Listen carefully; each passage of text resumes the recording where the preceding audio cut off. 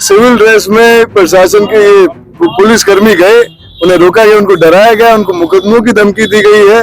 उन्हें उनके जो बच्चे हैं जो विदेश जाते हैं, जिनका पासपोर्ट वीजा लगता है, उनके मुकदमे लगाने की धमकी दी गई है। जिंदा है इसीलिए कर रहे हैं। और इनका जैसे मन बढ़ गया है, जैसा ये उत्तर प्रदेश में योगी मॉडल पे काम करना चाह रहे हैं, मध्य प्रदेश के मोहन मॉडल पे काम करना चाह रहे हैं भजनलाल जी। वो उस जमीन पे मंदिर बने हुए हैं, उस जमीन पे लोग बेचारे महिलाओं को उनके बाहर से घसीट के बाहर निकाला गया। ये सरकार का न्याय है? अरे खड़े हो, बोलो। ये सामने बोलते हैं तो वे बैक हो जाएंगे। ये ऐसे लोग मरे हुए को मारते हैं ये लोग। प्रिंस डिफेंस एकेडमी, जहां हर सुबह शुरू होती है देशभक्ति की प्रतिज्ञा से। जून 2019 से 2025 तक भारत में सर्वाधिक 1705 सिलेक्शन।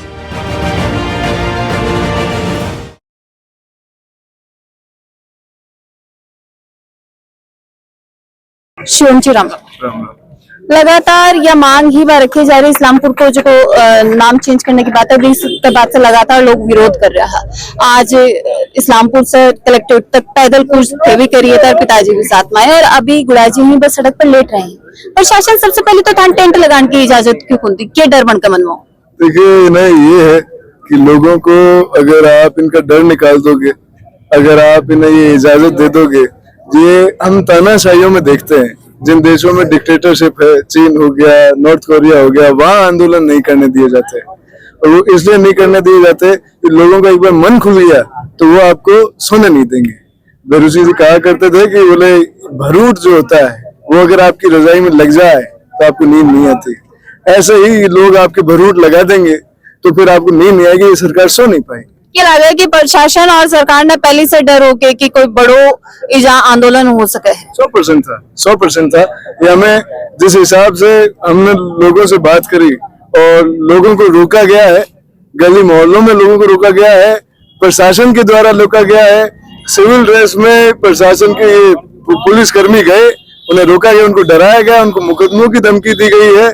उन्हें उनके जो बच्चे हैं जो विदेश जाते हैं, जिनका पासपोर्ट वीजा लगता है, उनके मुकदमे लगाने की धमकी दी गई है।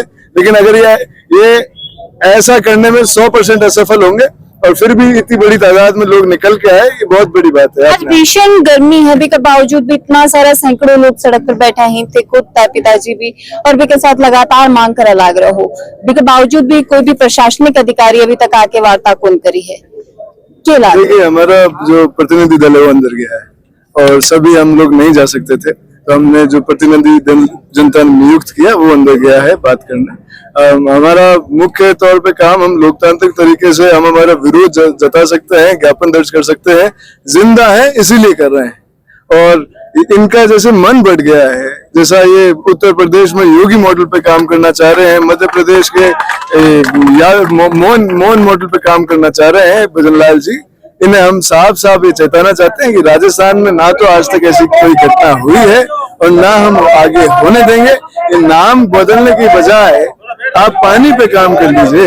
ये विकास ने दूसरी तरफ ढाले जा रहे हैं कि 100% ये इनसे इस जून जुलाई के महीने में इनसे पानी नहीं पिलाया जा रहा।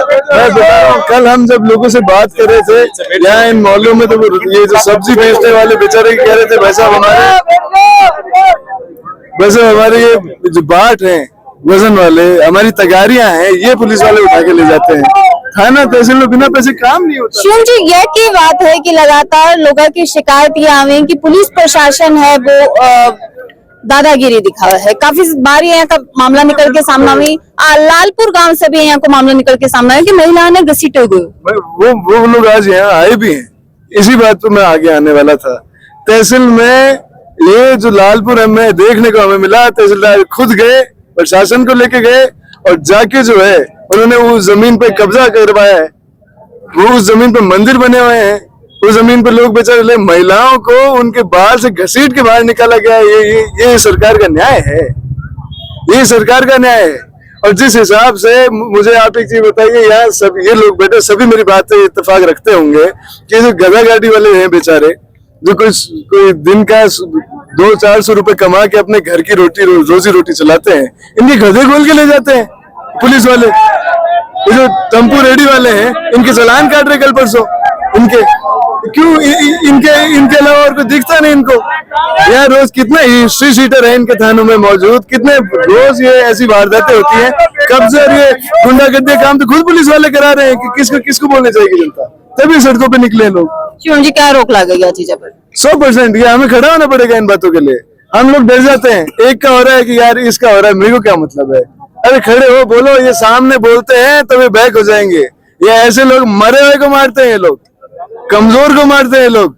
कोई इनकी आंखों में आंखें मिला के इनसे दो बात पूछ ले, तरारी सवाल जवाब कर ले, इनका जवाब, इनकी हिम्मत नहीं होती उसको जवाब। 21 साल बाद में बीजेपी की सरकार विधायक है वो झुंझुनू के अंदर बने, थारे हिसाब से कितनों के विकास पिछले समय में हुए जब से भाजपा? आप मुझे एक चीज बताइए, विकास करते तो नाम चेंज करने की जरूरत पड़ती क्या?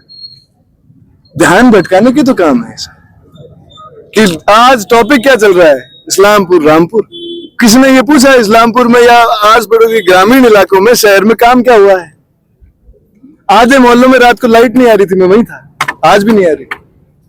छोटी सी आंधी तूफान चलता है, इनकी लाइट ट्रांसफार्मर फॉल्ट हो जाते हैं। कहाँ काम हो रहा है?